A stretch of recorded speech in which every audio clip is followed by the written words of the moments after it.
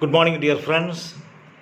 Today we will spend briefly about the Jesuit education.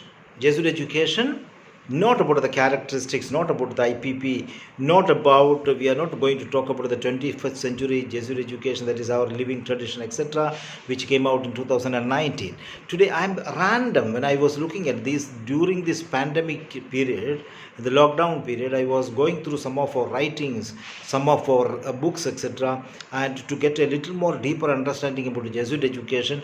I understand the Jesuit education has a few features which makes us stand out from other mode of education or other educational endeavors. We are a Catholic educational institutions, definitely, but then even in the Catholic Jesuit educational system, we have something special. What are those special things? Number one is magis. Magis means more. We are not satisfied with what we are giving or what we are doing.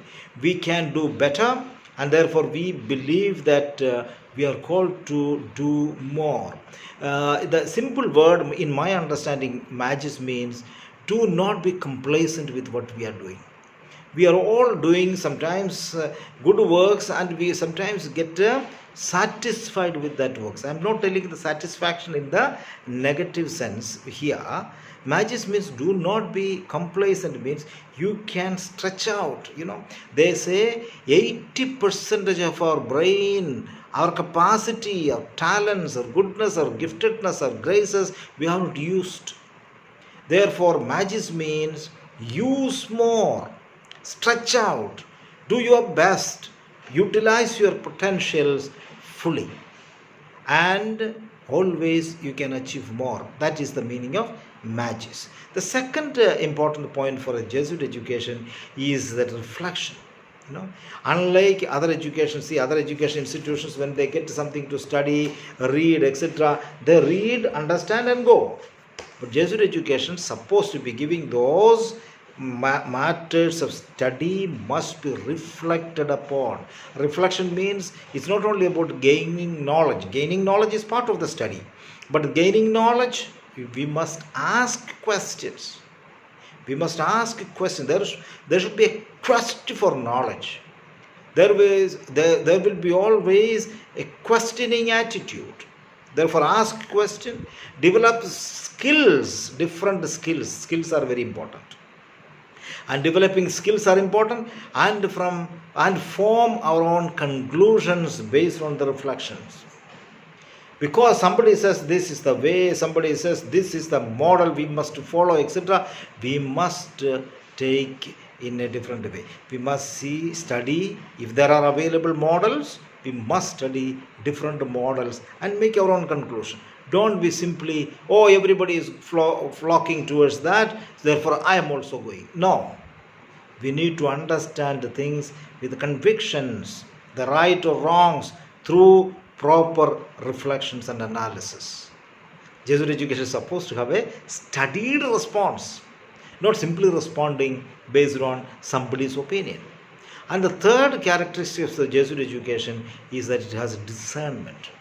Discernment means discern the ethical principles and personal values in the light of the academic experience. Whatever we study, a subject we are studying, definitely we must take these readings, and from there we must make our own opinions based on whether it is right, whether it is God. Ethical principles and individual principles, social values, etc., must come into play.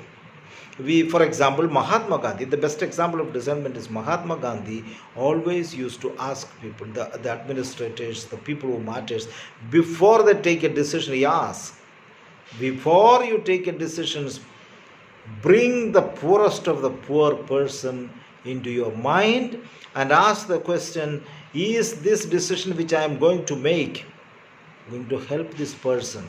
In what way? How much? That is the criterion for his discernment.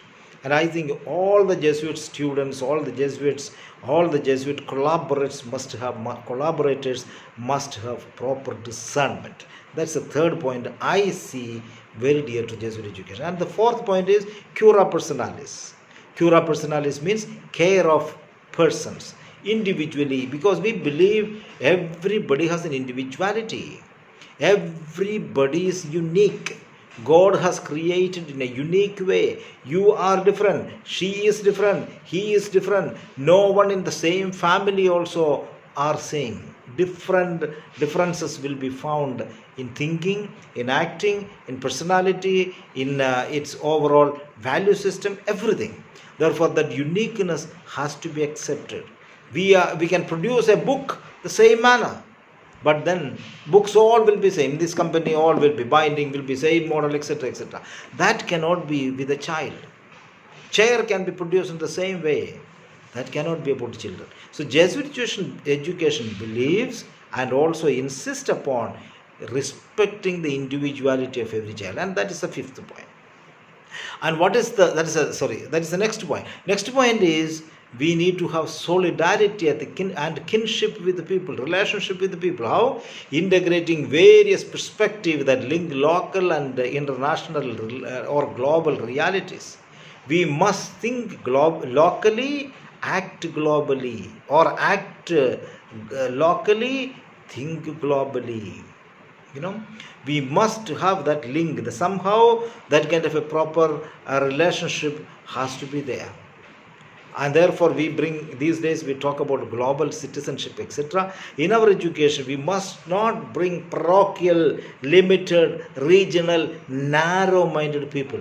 We must create people who have a global vision and a global solidarity and relationship with everybody. You look at this coronavirus time now. Coronavirus can be faced only when we realize our kinship, our interconnectedness, our interrelatedness, interdependency. Otherwise, we will not be able to face this corona crisis. And I think Jesuit education is always stressing on this aspect of solidarity and kinship. Solidarity with the people especially people who are weak, who are vulnerable, who are suffering. That's why we are all talking about these migrant workers and so on in the pandemic era. And the next point and the last point about Jesuit education, I think overall what we can pick up is this: our education is rooted in justice and love. That's it. If take away justice, there is no Jesuit education. And justice and love has to be there. We believe there should be a service. There should be a service. Humanity must be served one another, and therefore serve as responsible citizens, responsible members of the society, particularly concerned for and united with those who suffer injustice. When we stand with the poor and the people who suffer, the marginalized we call, people who suffer injustice, when we stand with them, people will criticize us.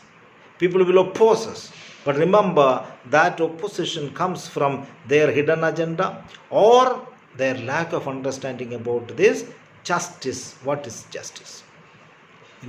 When suppose a mother has a few children, and the elder one is paralyzed children, polio affected children or something. Child has weak leg, he cannot walk, and the rest of the children may be very small, but they are able to walk.